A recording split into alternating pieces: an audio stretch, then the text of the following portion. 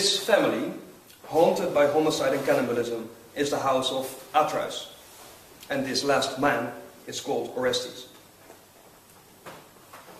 In the tragedy called Eumenides, the last of the Orestia trilogy written by Aeschylus, which was premiered at Dionysia in 458 before Christ, Orestes, wandering and placed outside the law, haunted by the furies over the killing of his mother, seeks refuge in Athena's temple in Athens.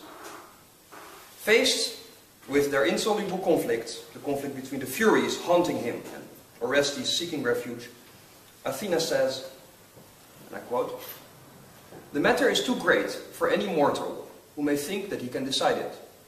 But neither is it proper for me to judge a case of murder which can give rise to fierce wrath, especially since you have approached this temple, disciplined by suffering, as a pure and harmless suppliant, while these beings, furies, have an allotted function that is hard to dismiss.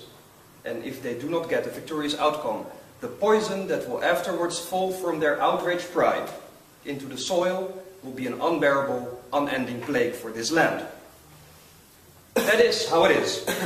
Both options, to let you remain or to send you away, are very hard for me to take without incurring wrath. Nevertheless, since this matter has fallen upon us here, I shall choose for my city men without fault to be judges of homicide, respecting the ordinance of an oath, which I shall establish for all time." Thus, the council of the Areopagus, which is the place where this trial was to be held, became instituted as a group of men chosen from the city's population to judge freely, being bound to neither god nor ruler. Instead, this council has to respect, or as we would say in Dutch, to show ontzag, onsight, not to see it, for an oath that Athena has put in place for eternity, for all time. An oath that is in the same time invisible. The Greek word is aidoumos. You cannot see it. You have to show ontzag.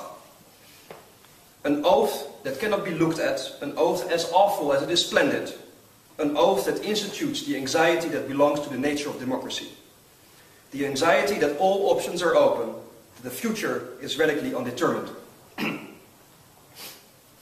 The Furies, wanting to punish Orestes for his matricide, are enraged, lamenting the overthrow of established laws, which will unite all mortals in total practicality.